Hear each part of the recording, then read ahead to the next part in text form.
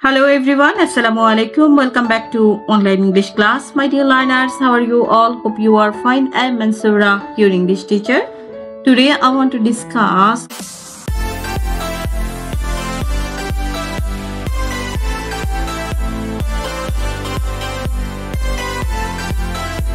question 4. Read the following text and fill in the gaps with correct form of verbs as per subject and context. You have 7 marks.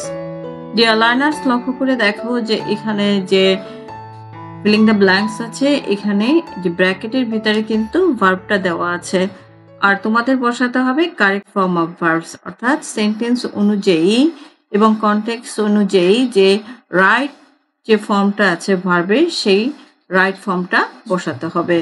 Once upon a time there be a king who was very fond of know his future from the astrologers. Astrologers হচ্ছে জ্যোতিষী, যারা হাত গণনা করেন এবং নক্ষত্র গণনা করে মানুষের ভাগ্য বলে দেন। তাহলে ওয়ান্স আপন এ টাইম যে একদা দেয়ার, এখানে বি ভার্ব টু বি বসানো হয়েছে। তাহলে ভার্ব টু বি যেহেতু বসাতে হবে, সেক্ষেত্রে হচ্ছে ওয়াজ বসবে, কেননা দেয়ার হচ্ছে ইন্ট্রোডাক্টরি সাবজেক্ট হিসেবে ব্যবহৃত হয়েছে। তারপরে লক্ষ্য করে দেখো একটা সিঙ্গুলার সাবজেক্ট আছে এ কিং, তাই এখানে আমরা ওয়াজ ব্যবহার করেছি। আর যেহেতু এই গল্পটা পাস্টে আছে, হু ওয়াজ ভেরি ফন্ড অফ, তাহলে ফন্ড অফ এর পরে কিন্তু ভার্বের সাথে আইএনজি যুক্ত হয়, যে হু ওয়াজ ছিলেন, ভেরি খুব, ফন্ড অফ হচ্ছে পছন্দ করতেন, নোয়িং জানতে, his future from the astrologers যে তার ভবিষ্যৎ জানতে পছন্দ করতেন, ফ্রম দ্য অ্যাস্ট্রোলজার্স যে জ্যোতিষীদের কাছ থেকে। A famous astrologer stopped at his capital on his way to home, যে a famous যে একজন বিখ্যাত অ্যাস্ট্রোলজার জ্যোতিষী স্টপড যে থেমেছিলেন, at his capital তার রাজধানীতে, on his way to home তার দেশে ফেরার পথে। হোম বলতে তার বাসাও বলতে পারি, বাড়িও বলতে পারি, অথবা তার দেশের কথাও বলতে পারি।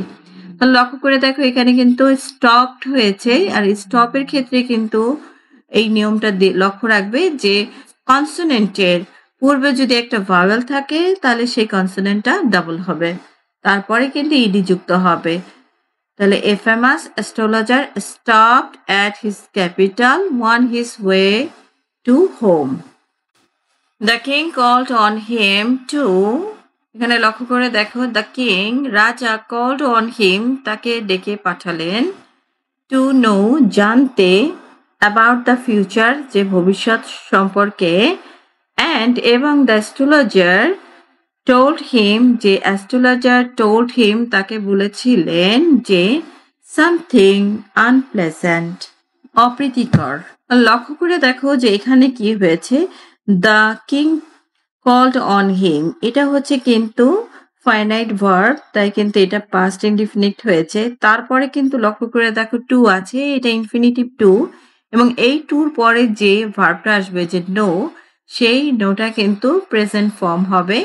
তারপর লক্ষ্য করে দেখো যে অ্যাবাউট দ্য ফিউচার অ্যান্ড কিন্তু কনজাংশন হিসেবে ব্যবহৃত হয়েছে, এবং অ্যান্ড কিন্তু দুইটা ইন্ডিপেন্ডেন্ট সেন্টেন্সের কনজাংশন হিসেবে ব্যবহার করা হয়। তারপরে দ্য অ্যাস্ট্রোলজার এটা সাবজেক্ট, তারপরে যে ভার্বটা আছে টেল টোল্ড হয়েছে হিম সামথিং আনপ্লেজেন্ট যে অপ্রীতিকর সে কিছু বলেছিলেন।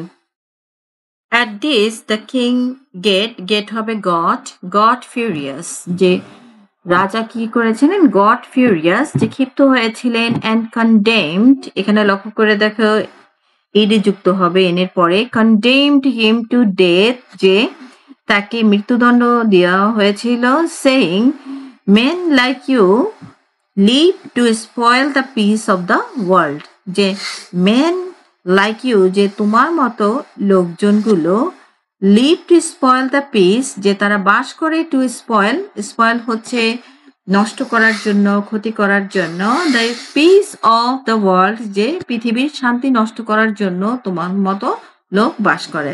বাট অ্যানাদার থট যে অন্য একটা চিন্তা, ক্রসড এখানে লক্ষ্য করে দেখো যে ক্রস শেষে ইডি যুক্ত হয়েছে, ক্রসড যে অ্যানাদার থট, ক্রসড যে ক্রসড এসেছিল হিজ মাইন্ড যে তার মনে, বিফোর দ্য অ্যাস্ট্রোলজার যে বিফোর দ্য অ্যাস্ট্রোলজার যে অ্যাস্ট্রোলজারকে এখানে সেন্ট এটা প্যাসিভ হবে, তাই আমরা অক্সিলারি ভার্ব ওয়াজ নিয়েছি এবং ভার্বের পাস্ট পার্টিসিপল ফর্ম হয়েছে ওয়াজ সেন্ট ফর এক্সিকিউশন, যে মৃত্যুদণ্ড পাঠানোর আগে অর্থাৎ তাকে মৃত্যুদণ্ড দেওয়ার আগে তার মাথায় আর একটা চিন্তা এসেছিল, অর্থাৎ মনে তার একটা চিন্তা এসেছিল।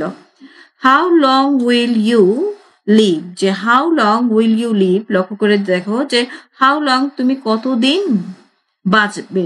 এখন উইল আছে, সো উইলের পরে যে ভার্ব আসবে সেই ভার্বের প্রেজেন্ট ফর্ম হবে আস্কড দ্য কিং, যে কিং জিজ্ঞাসা করেছিলেন।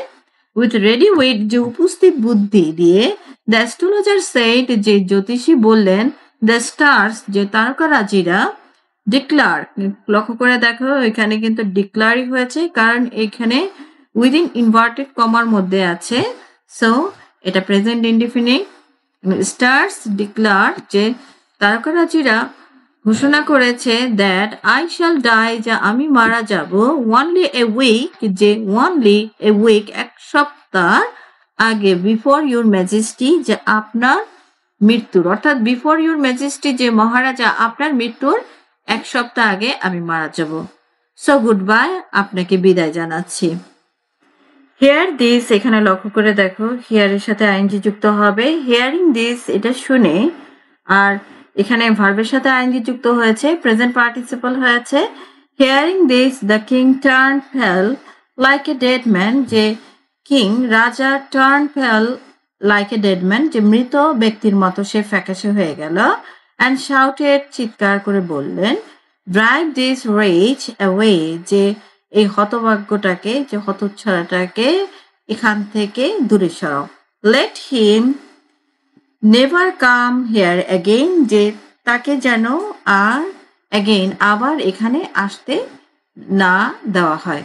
তাহলে লক্ষ্য করে দেখো যে লেটের পরে যখন ভার্ব আসবে কাম, তাহলে আমরা সেখানে ক্ষেত্রে যে নেভারটা কিন্তু সেই ভার্বের পূর্বেই বসবে, আর লেটের পরে কিন্তু ভার্বের প্রেজেন্ট ফর্ম হবে, এখানে টুটা কিন্তু দেখা যাবে না। Dear learners, right form of verb তোমরা রুলসগুলো পড়বে, রুলসগুলো পড়ে যদি তোমরা এই সলিউশনটা দেখো তাহলে সেক্ষেত্রে তোমরা আরো ভালো বুঝতে পারবে। Thank you very much. Hope you enjoy this class. If you want more classes from this channel, subscribe this channel, click the bell icon, get the notification. Allah Hafiz.